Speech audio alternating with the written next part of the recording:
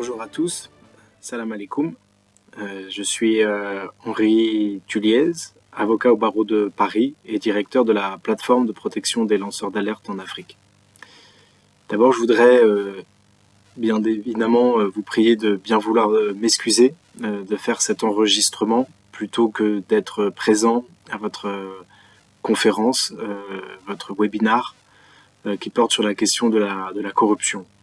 Malheureusement, ce webinar se tient à un moment où je serai en train de me déplacer dans un train et donc je ne serai pas disponible. Les organisateurs ont été suffisamment bienveillants pour me proposer de faire un enregistrement. Donc je suis désolé de ne pas pouvoir être présent et de ne pas pouvoir répondre aux questions que vous pourriez avoir. Alors n'hésitez pas, si vous le souhaitez, à demander mon contact aux organisateurs afin qu'ils vous donnent mon adresse email ou mon WhatsApp pour que vous m'envoyiez des questions si vous en avez.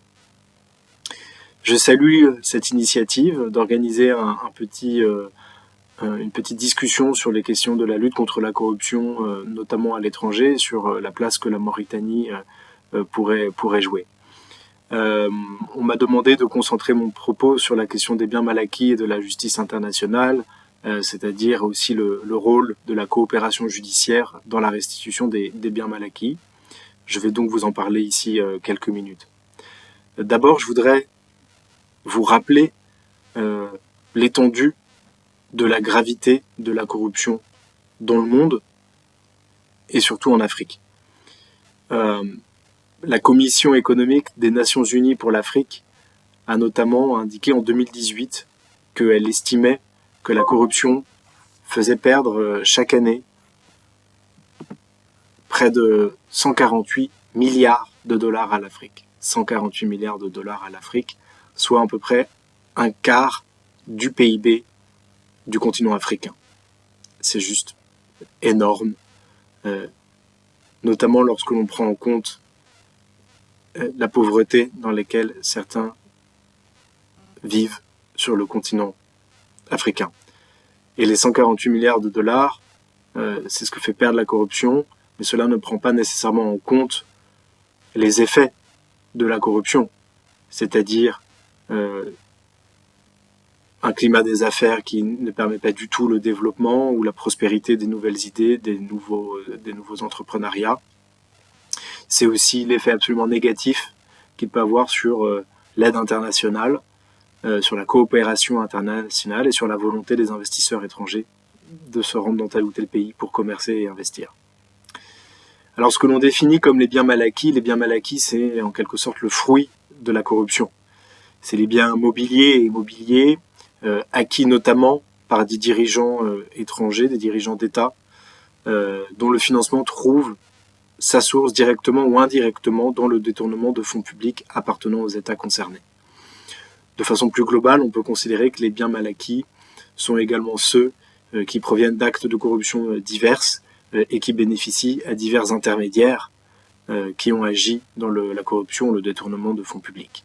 Par conséquent, lorsque l'on poursuit quelqu'un pour bien mal acquis à l'étranger, ce n'est pas nécessairement un ancien chef d'État, un ancien ministre, ça peut être aussi celui qui va s'acheter une maison, s'acheter une voiture, s'acheter un bateau, avec de l'argent détourné par le fruit de la corruption. On peut par exemple penser à un intermédiaire dans des grands contrats d'investissement ou dans des grands marchés publics-privés. Donc les biens mal acquis, ce sont le produit d'activités délictuelles ou criminelles qui ont donc permis à ces personnes, notamment donc à des dirigeants, un enrichissement que leurs revenus licites, légaux, ne peuvent pas justifier. Ils sont le résultat de détournements de fonds, de vols ou de transferts illicites d'argent public entre les comptes nationaux et leurs comptes personnels, de la corruption, comme je le disais tout à l'heure, et de l'octroi de rétrocommissions. Donc l'une des premières pistes de travail pour se demander si un bien est un bien mal acquis, c'est se demander comment celui-ci aurait pu être acquis avec les revenus légaux de la personne concernée. Si par exemple un ministre ou un président s'achète au bout de 2 ans au pouvoir un immeuble ou un appartement à Paris, à Londres ou à Dubaï, il faut regarder le prix d'acquisition et comparer ce prix d'acquisition avec les revenus légaux que touche ce ministre ou ce chef d'État. Eh bien, si les salaires reçus publiquement ne permettent pas de gagner suffisamment d'argent pour acheter un tel bien, c'est que ce bien a été acheté autrement, soit par la corruption, donc, soit par le vol d'argent public. Quand je dis la corruption, on peut très bien imaginer que cette maison soit le fruit d'un pot de vin d'une multinationale qui s'installe dans le pays concerné. Alors on prend souvent comme exemple, comme ampleur de la richesse détournée, celle de Mobutu, l'ancien dirigeant du Zaïre qui a dirigé ce pays de 1965 à 1997 et sur lequel mon camarade Jean-Jacques Lubumba pourra vous éclairer encore plus. On a estimé que Mobutu, il avait une fortune personnelle estimée à sa mort entre 5 et 6 milliards de dollars. 5 et 6 milliards de dollars, c'est absolument considérable. Dans mon souvenir, cela correspond à la dette du Congo à l'époque où il est mort, il me semble, quelque chose comme ça. Et il a évidemment mis cet argent à l'étranger. Et cela a nécessité d'enquêtes très importantes pour identifier cet argent. On peut aussi penser à Sani Abacha, l'ancien dictateur du Nigeria. Certains pays ont d'eux-mêmes, ou sur initiative de sociétés civiles ou de coopération judiciaire, restitué des fonds qui se trouvaient sur leur sol à l'État d'où ils venaient, ou à des organisations non gouvernementales de l'État en question. Ainsi, par exemple, la Suisse a restitué 594 millions de dollars de fonds provenant du dictateur Sani Abacha. Le Royaume-Uni a également restitué des fonds d'un montant considérable au Nigeria, qui appartenait à Abacha et qui était hébergé aux îles anglo-normandes à Jersey. Et puis, vous avez sans doute entendu parler des procédures en France, dites des biens mal acquis, contre les familles Obiang de Guinée équatoriale, Sassou Nguesso du Congo-Brazzaville et de Omar Bongo du Gabon. Ces procédures ont fait beaucoup de bruit parce qu'elles ont été diligentées, forcées par des organisations non gouvernementales, dont Sherpa, qui ont initié ces procédures, forcé la désignation de juges d'instruction pour s'assurer que l'État français se saisisse d'enquêtes profondes et détaillées afin de pouvoir à la fois récupérer les avoirs détournés, potentiellement les restituer, mais aussi juger celles et ceux qui ont participé à ce détournement d'argent public, que ce soit de manière directe ou indirecte. On se rappelle tous de ces images, notamment de la saisie des voitures de luxe de Théodorin Obiang, avenue Foch à Paris. Théodorin Obiang, c'est le fils du président actuel de la Guinée équatoriale. Il est, dans mon souvenir, vice-président aujourd'hui, et il est sans doute celui qui sera désigné pour succéder à son père. Eh bien, Théodorin Obiang avait accumulé un patrimoine considérable en France, mais aussi en Espagne et aux États-Unis. Notamment, la justice française le soupçonne d'avoir détourné de l'argent public pour s'acheter un hôtel particulier avenue Foch, qui est l'une des avenues les plus chères au monde, mais de s'être aussi accaparé tout un garage de voitures de luxe. On se souvient de ce camion qui était avenue Foch rempli de voitures de luxe. C'était la saisie des voitures de Théodorin Obiang. Eh bien, le 27 octobre 2017, Théodorin Obiang, après une procédure qui a duré de nombreuses années, a été condamné à 3 ans de prison et 30 millions d'euros d'amende à payer à la France pour avoir blanchi entre 1997 et 2011 une somme estimée à près de 150 millions d'euros. Évidemment, l'ensemble de ces biens ont été confisqués, dont les 17 voitures de luxe dont je viens de vous parler. Cette procédure a duré énormément de temps, et aujourd'hui, d'autres procédures sont ouvertes contre la famille, comme je disais, Bongo et la famille Sassou, où régulièrement on voit des nouvelles avancées, soit des mises en examen, soit des nouveaux appartements qui ont pu être trouvés. Alors la question des biens mal acquis est aujourd'hui fondamentale, parce que ces biens appartiennent au peuple, ces biens appartiennent à l'État, que ce soit l'État congolais, que ce soit l'État gabonais, que ce soit l'État de Guinée équatoriale, l'État de RDC, peut-être demain l'État de la Mauritanie. Il faut pouvoir récupérer ces biens parce qu'ils sont le fruit d'un acte illégal, et surtout ces fonds, étant donné qu'il s'agit de fonds publics, doivent revenir au peuple.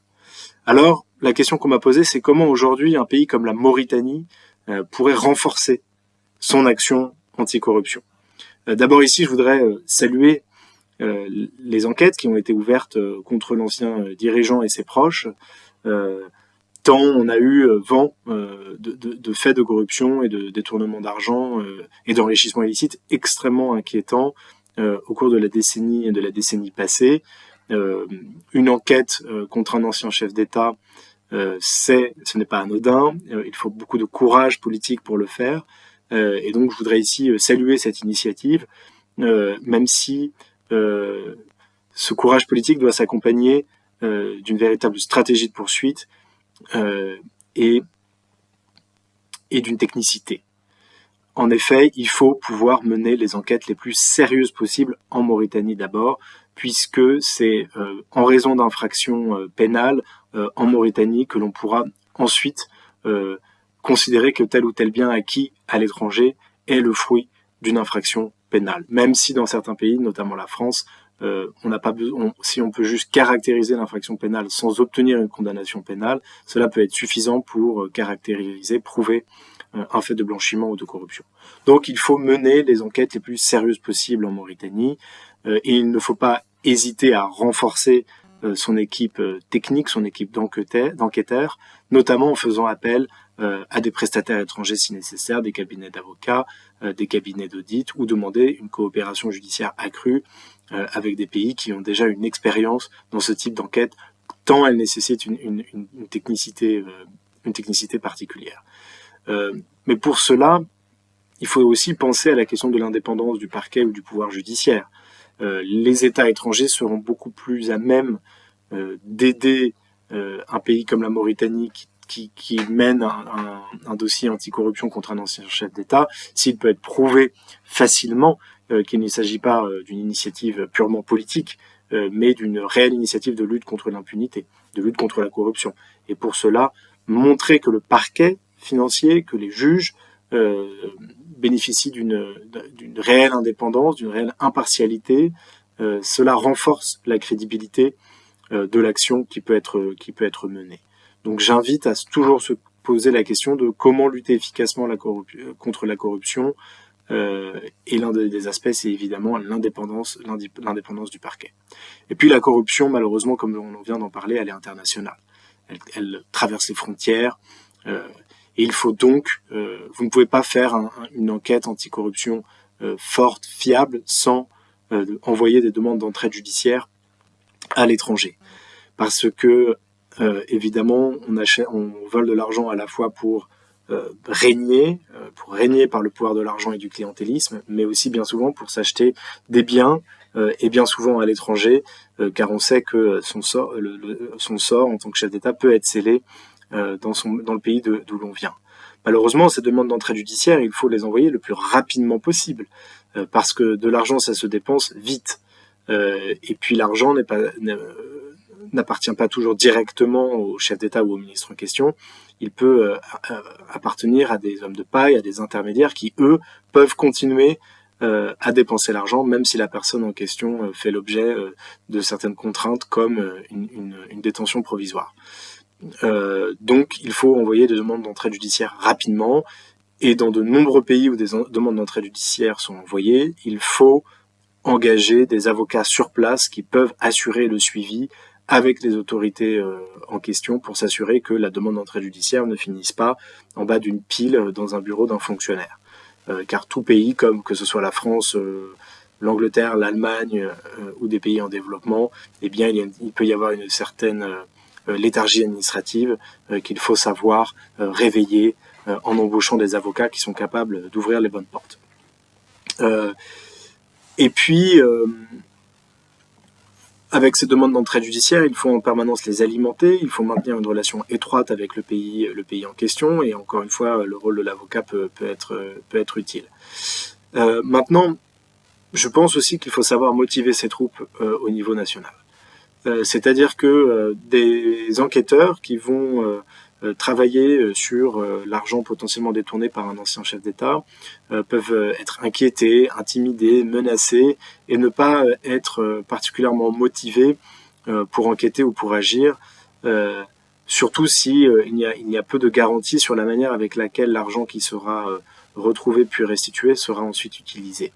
Alors l'une des choses qui est assez intéressante, je trouve, c'est ce qui se passe aux États-Unis, où en gros, si une équipe d'enquêteurs parvient à faire une enquête très forte qui mène plus tard à une condamnation, à une amende ou à un compromis passé avec la personne qui est poursuivie, eh bien l'équipe en question peut récupérer une partie de cette amende. Il peut récupérer une partie des montants obtenus par l'État dans cette procédure judiciaire. Et je trouve que c'est quelque chose qui mérite, on mérite de se pencher sur cet aspect-là, tant cela peut aider à convaincre et motiver les enquêteurs à travailler s'ils savent qu'au bout du compte, eux-mêmes sont en mesure de renforcer leur équipe ou d'obtenir des primes pour travail bien fait. Donc c'est quelque chose sur lequel on peut penser. Et puis évidemment, pour pouvoir lutter efficacement contre la corruption, il y a ce qu'on appelle les lanceurs d'alerte. Mon camarade Jean-Jacques Loubomba pourra ici vous en parler. Les lanceurs d'alerte, protéger les lanceurs d'alerte, c'est un aspect primordial de la lutte contre la corruption.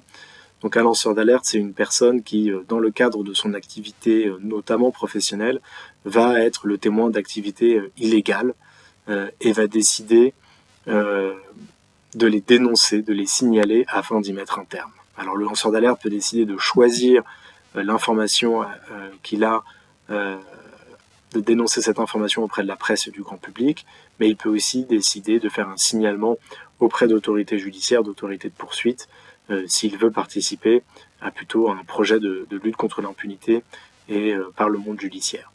Donc il faut protéger ces personnes-là. Elles prennent des risques considérables et il faut pouvoir les appuyer, les aider dans la lutte contre la corruption.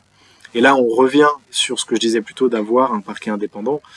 Si demain il y a un parquet indépendant ou une autorité indépendante qui puisse aider un lanceur d'alerte dans sa démarche, eh bien on a beaucoup plus de chances de s'assurer qu'il y aura des lanceurs d'alerte, notamment par exemple en Mauritanie. Si une personne qui se retrouve par exemple dans une banque et qui voit de l'argent sale, de l'argent illégal être détourné, de l'argent public être détourné et envoyé à l'étranger, eh bien là vous avez accès aux meilleurs témoignages possibles, à l'insider. Il y a une personne qui voit les transactions sous ses yeux, qui va récupérer des documents, et si il sait qu'il peut faire confiance au parquet ou à une autre autorité indépendante de faire ce qu'il faut avec cette information, eh bien vous ferez une avancée considérable dans la lutte contre l'impunité. Et là je reviens avec le lanceur d'alerte sur la question de la récompense. Comme je disais tout à l'heure, une équipe d'enquêteurs qui a bien travaillé pourrait toucher un pourcentage sur une récompense. Eh bien, on pourrait aussi envisager la possibilité de donner une récompense à un lanceur d'alerte qui aurait permis à l'État de récupérer, disons, des dizaines de millions d'euros. C'est un système qui existe aux États-Unis. Un lanceur d'alerte qui aide l'État à récupérer une certaine somme peut prétendre à un certain pourcentage sur cette somme. C'est également ce qui existe dans le droit au Ghana, où une loi très progressiste de protection des lanceurs d'alerte permet à un lanceur d'alerte de récupérer une partie de l'argent qui aura été récupéré par l'État, mais que l'État n'aurait jamais pu récupérer sans l'information donnée par le lanceur d'alerte. Donc c'est quelque chose que l'on pourrait aussi envisager pour aider la Mauritanie à lutter efficacement contre la corruption. Donc avoir un parquet indépendant, avoir des enquêteurs particulièrement bien formés, avoir une coopération judiciaire bien huilée avec l'étranger, peut-être permettre aux enquêteurs de récupérer des primes ou de toucher une partie de l'argent qui aura été récupéré par l'État, protéger au mieux les lanceurs d'alerte par la loi, leur permettre d'avoir accès à une autorité indépendante pour les aider, les appuyer, les soutenir, les protéger et faire en sorte que l'information qu'ils donnent puisse aller au bon endroit et peut-être envisager que les lanceurs d'alerte puissent également bénéficier, je dirais, d'un retour, d'un remerciement, d'une récompense pour tout le travail qui a été fait et les dangers et les risques qui ont été pris.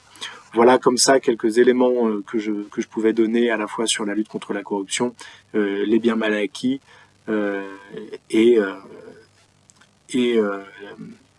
les enquêtes internationales. J'espère de tout cœur que cela vous sera utile, que je voulais juste donner quelques pistes de réflexion comme ça.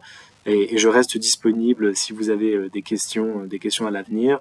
Et encore une fois, je voudrais saluer ici le travail courageux qui est mené actuellement dans la lutte contre la corruption en Mauritanie. Mais je pense que bien des choses peuvent être améliorées encore pour que cette lutte soit la plus efficace possible. Voilà, merci beaucoup pour votre écoute et votre temps et à très bientôt j'espère. Au revoir.